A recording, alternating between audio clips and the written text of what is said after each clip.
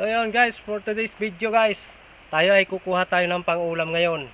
Sigurado marami pang hindi nakakain ito kasi ito talagang walang may alam na nakakain ito. Kaya mga karigardo, samahan niyo. Kuha tayo ng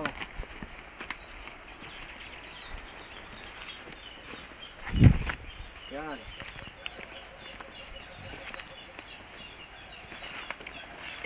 So mga karigardo, yan, kita nyo to, papaya. Siguro nito, maraming hindi pa nakakain ito. Kukunin natin dito mga karigardo itong papaya na bulaklak. Ito, bulaklak kukunin natin. Yan. Mga bulaklak mga karigardo. Maraming hindi nakakaalam na ito'y nakakain. Ngayon, papakita ko sa inyo kung paano ito gawin, paano lutuin. Abangan yan, pare. Oo, abangan ninyo. Dami na rin pala.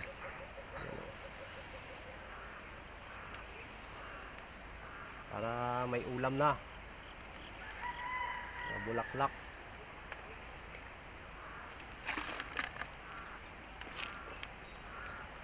At malalaman nyo kung anong lasa nito. Marami talagang hindi nakakaalam nito. Ano, pare? Ngayon ko lang nalaman yan, pare. Ha? Ngayon ko lang din nalaman. Oo. Maraming hindi nakakain pala yan? Ito. Ngayon, malalaman nyo na nakakain pala ito. Hindi na puputulin yan. Oo. Papakinabangan din pala yan. Oo.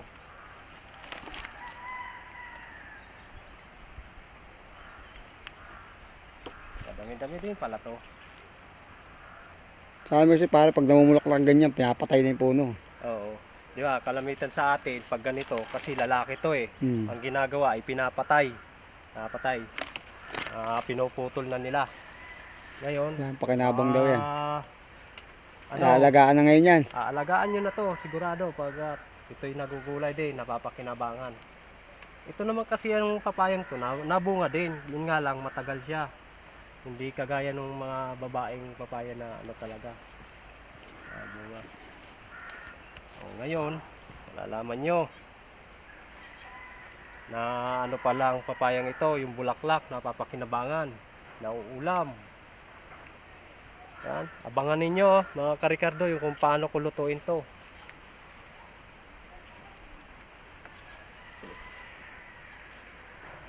Okay na ba ka to, no?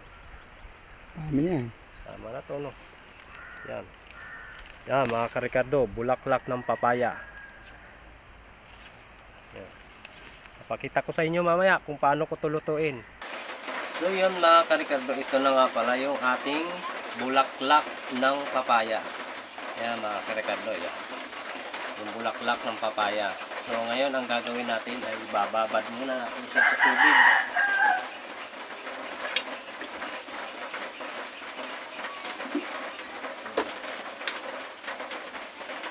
Yan, bababad muna natin siya sa tubig ng kunting oras. Pagkatapos natin siya ibabad sa tubig ng mga 2 minuto, so ang gagawin naman natin ito ay lalamasin. Lalamasin naman natin ito. Yan. Pero ito po ay linagyan ko na ng asin.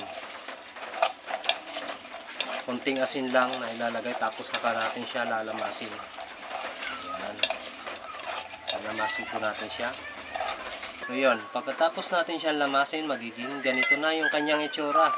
No? Pagkatapos natin yung lamasin, ay lalagyan natin ulit siya ng tubig.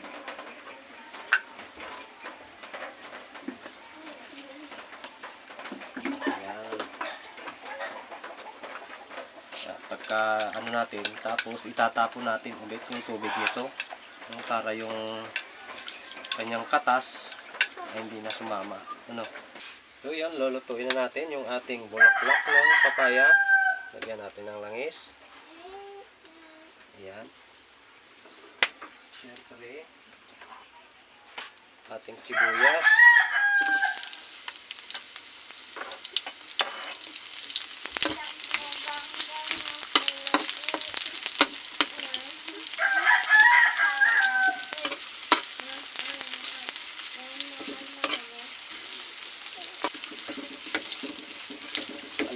pala natin dun sa ating papayang bulaklak ay adobo.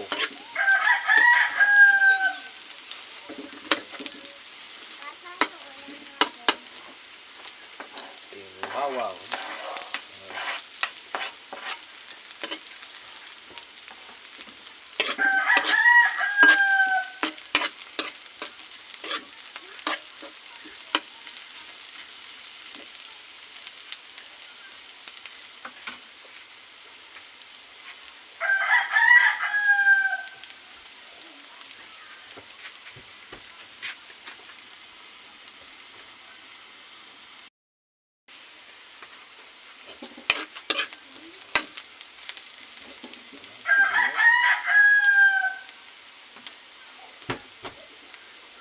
Lagyan natin ng chicken para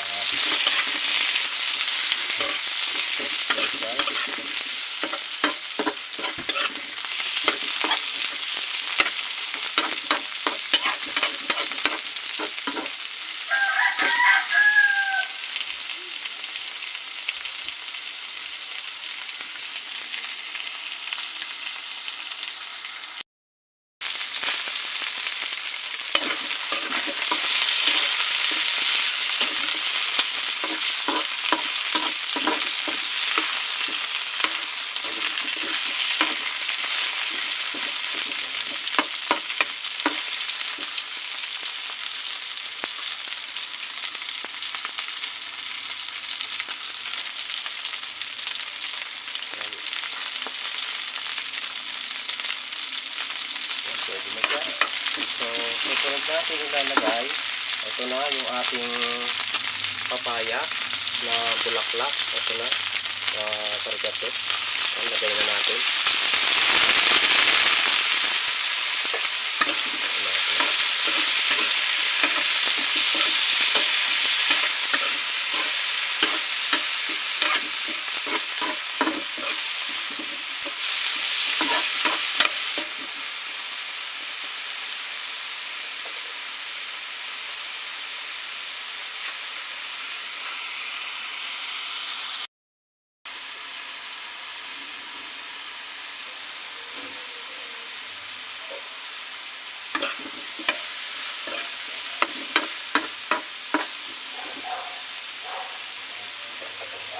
Tapos, lagyan natin siya ng konting sili. Ayan. Suka.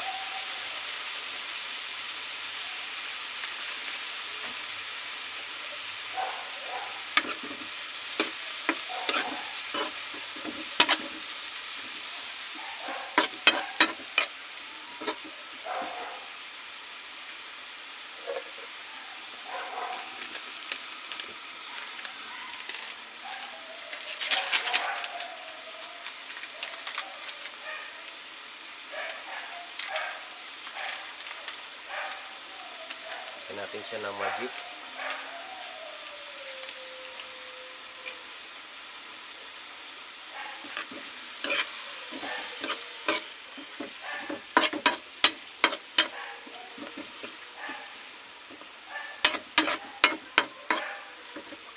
Bango. Anong bango? Umaya natin siya. Open muna natin siya.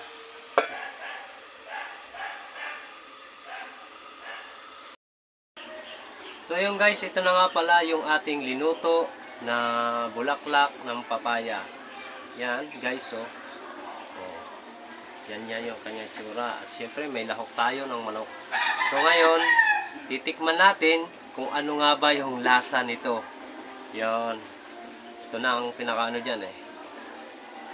Tikman natin.